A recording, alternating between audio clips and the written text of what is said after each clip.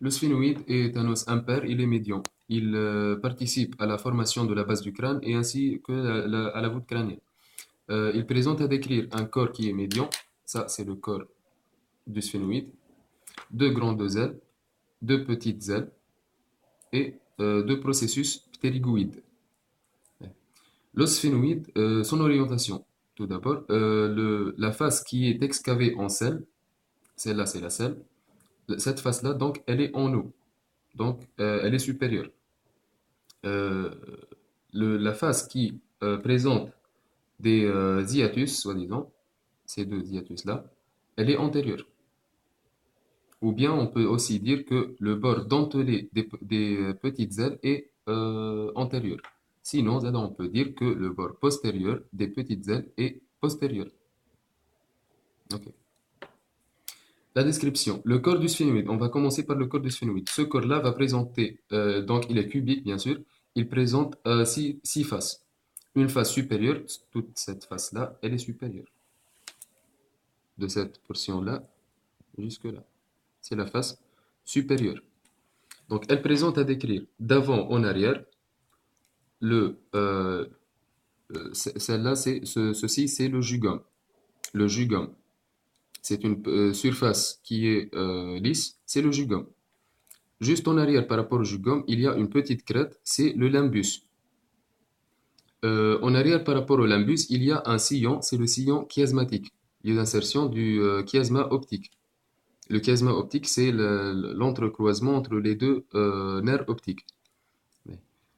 Juste en arrière par rapport au chiasma optique, on trouve voilà, le tubercule de la selle, le tubercule de la selle turcique. Une remarque, la selle turcique, elle est constituée par un tubercule, une fosse, une fosse hypophysaire, lieu d'insertion de la glande hypophyse, et en arrière, le dos de la selle. Donc, tubercule de la selle, fosse hypophysaire et dos de la selle. Le dos de la selle, latéralement, on trouve au niveau du dos de la selle deux tubercules, voilà, deux éminences. Ce sont les processus clinoïdes postérieurs.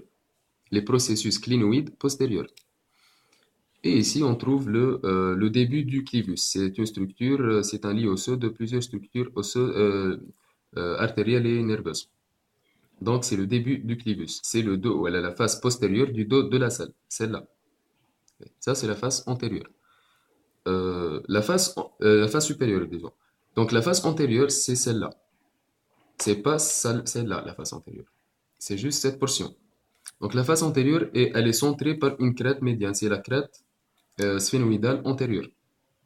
Donc, juste de part et d'autre de la crête sphénoïdale antérieure, on trouve deux gouttières. Ce sont deux gouttières. Ces deux gouttières-là ce sont pas ceux-là, hein, les deux gouttières. Ce sont ceux-là. Qui m'a sillon صغير. Ce sont les cornets sphénoïdaux. Les cornets sphénoïdaux. Donc, les cornets sphénoïdaux sont centrés par les hiatus des sinus sphénoïdaux. Donc, il y a un sinus sphénoïdal droit et un sinus sphénoïdal gauche. Ce sont les deux hiatus de ces deux sinus sphénoïdaux. Donc, le sinus sphénoïdal est un sinus osseux. Une remarque, la différenciation, il faut différencier entre sinus osseux et sinus veineux. Le sinus osseux, c'est une cavité qui se creuse dans l'épaisseur de l'os et elle a pour rôle d'alléger la totalité de l'os, voilà le poids de l'os, et elle a un rôle de pneumatisation et d'aération. Mais le sinus veineux, c'est l'équivalent des veines au niveau de l'endocrine. Ça, c'est l'endocrine. On ne parle pas au niveau de l'endocrine des veines. On parle de sinus veineux. Donc, les sinus veineux sont l'équivalent des veines au niveau de l'endocrine. Ils jouent le même rôle que les veines, mais au niveau de l'endocrine seulement. Revenons au sphénoïde. La face antérieure, on a dit qu'elle présente une crête sphénoïdale antérieure, deux gouttières, ce sont les cornets sphénoïdaux, et les deux hiatus des sinus sphénoïdaux. Juste latéralement, on trouve les demi-cellules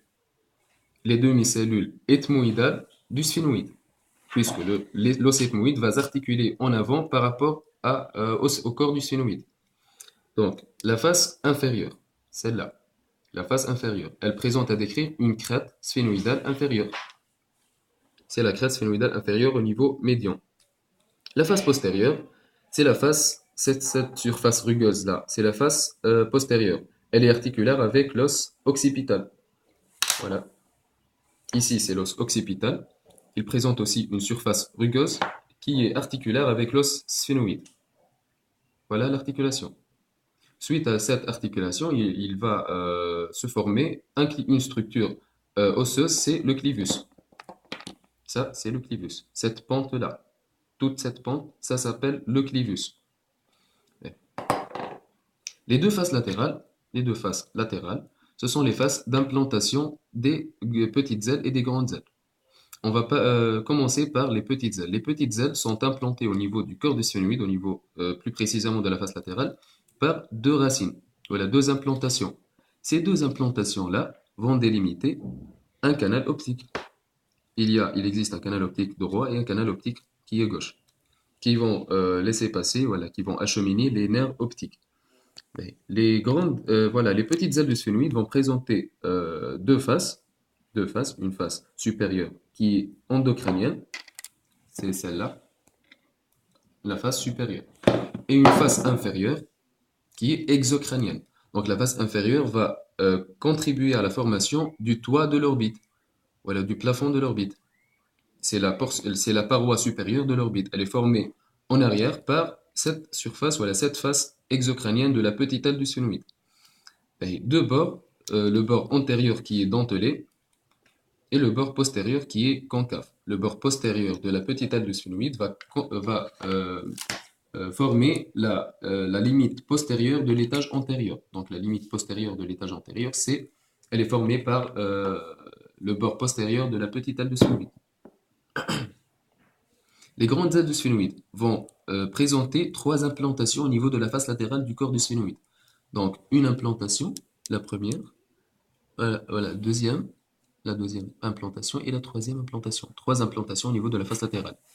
Donc les deux racines supérieures, disons, et moyennes vont délimiter le foramen rond. Les deux implantations ou les deux racines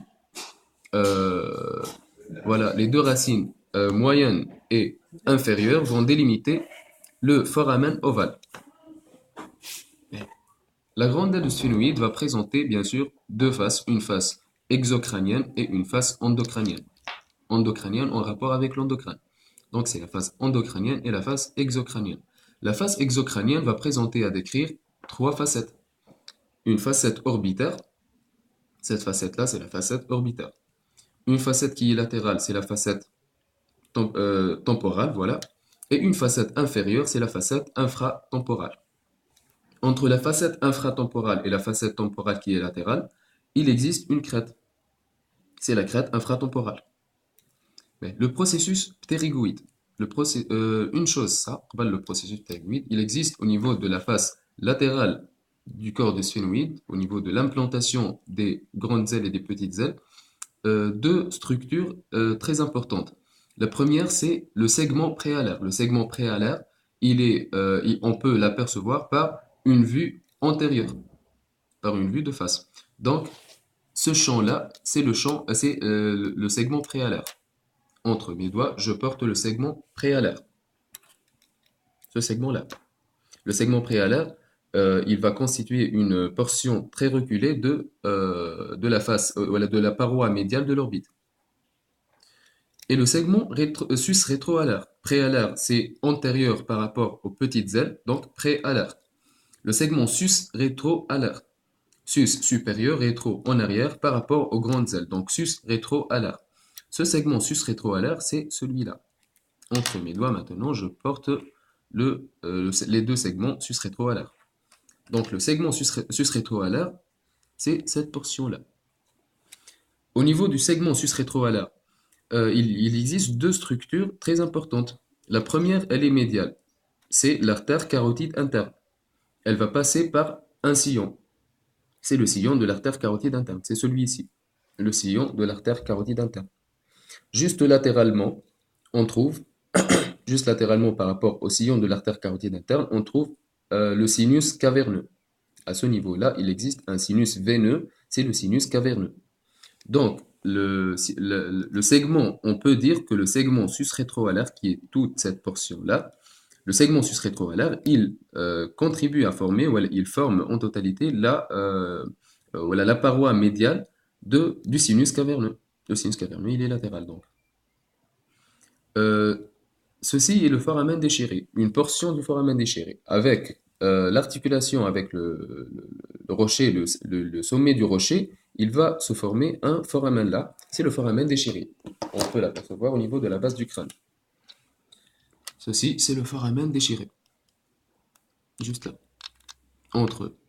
au sommet du rocher, voilà, donc entre sommet du rocher et corps du sphénoïde, entre corps du sphénoïde, sommet du rocher à ce niveau, et bord postérieur de la grande dalle du sphénoïde. C'est le foramen déchiré.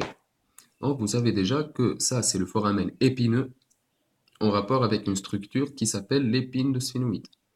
Celle-là, c'est l'épine de sphénoïde. Donc, foramen épineux, foramen ovale, ovale, et foramen rond. Donc, entre la grande aile de sphénoïde et la petite aile de sphénoïde, il existe une structure qui s'appelle la fissure orbitaire supérieure. Entre l'implantation de la grande aile, l'implantation supérieure de la grande aile de sphénoïde et l'implantation inférieure de la petite aile de sphénoïde, il existe une fissure, c'est la fissure orbitaire voilà, supérieure. Au niveau des petites ailes de sphénoïde, il existe voilà, les processus, voilà, les processus clinoïdes antérieurs. Donc ceux-là, ce sont les processus clinoïdes postérieurs qui existent au niveau du dos de la selle. Au niveau de la portion médiale de la petite aile de sphénoïde, il existe les tubercules, voilà, les processus clinoïdes antérieurs. Donc, processus clinoïde antérieur, processus clinoïde postérieur.